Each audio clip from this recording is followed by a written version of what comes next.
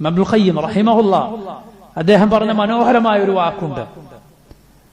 ചില ആളുകളെ കാണാം അവർ കുറെ നന്മകളൊക്കെ ചെയ്യുന്ന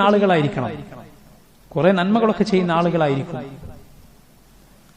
പക്ഷേ നന്മ കൽപ്പിക്കുക, തിന്മ വിരോധിക്കുക, അള്ളാഹുവിന്റെ ദീനിനെ സഹായിക്കുക, അതിനെതിരിലുള്ള കാര്യങ്ങൾക്ക് മറുപടി പറയുക പോലെയുള്ള കാര്യങ്ങൾ അവർക്ക് യാതൊരു താല്പര്യവും ഉണ്ടാവുകയില്ല. ഒരിക്കലും റബ്ബിനു വേണ്ടി അവന്റെ മുഖം ചുവന്നിട്ടുണ്ടാവുകയില്ല. എന്റെ വാക്കല്ല, ഇബ്നുൽ ഖയ്യിമിന്റെ വാക്കാണ്. അള്ളാഹുവിന് വേണ്ടി അവന്റെ മുഖം ചുവന്നിട്ടുണ്ടാവുകയില്ല. അള്ളാഹുവെങ്കിൽ അവൻ ഏറ്റവും വെറുക്കപ്പെട്ടവനാണ്. അവൻ ദുനിയാവിനോട് ഒന്നാകെ അവന് വിരക്തിയാണ്, സുഹൃദാണ് ഉള്ളത് എങ്കിൽ പോലും. അല്ലാഹു അക്ബർ. ആലോചിച്ച് നോക്കണം നിങ്ങൾ. മനസ്സിലായി? ദുനിയാവിനോടൊക്കെ വളരെ വിരക്തിയാണ്, എപ്പോഴും ഇബാദത്തിലാണ്.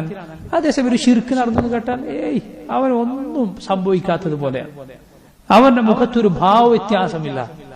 ശിർക്ക് ബിദ്അത്തുകൾ നടന്നാൽ അവന് ഒന്നുമില്ല, യാതൊരു കുഴപ്പമില്ല. ഇബ്നുൽ ഖയ്യിം റഹിമഹുല്ലാഹ് അദ്ദേഹം പറഞ്ഞത് കാണാം, അസ്ഹാബുൽ കബായിർ, വൻ പാപങ്ങളുടെ ആളുകൾ, അവരെക്കാൾ മോശക്കാരാണ് ഇവർ എന്ന്. ലാ ഹൗല വലാ ഖുവത ഇല്ലാ ബില്ലാഹ്.